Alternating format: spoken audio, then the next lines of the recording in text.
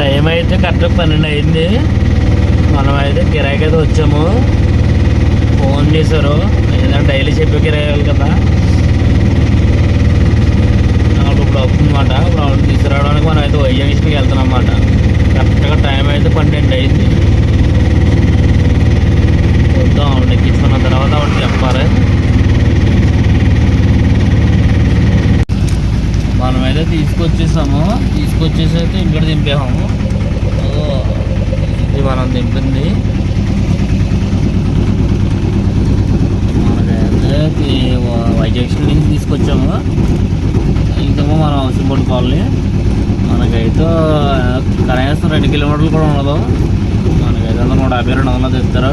కానీ టైం కంటే ఏం కదా, అంత పొద్దునైతే ఉందా, ఒక 100 రూపాయలు ఎక్స్ట్రా 200 తెస్తారు.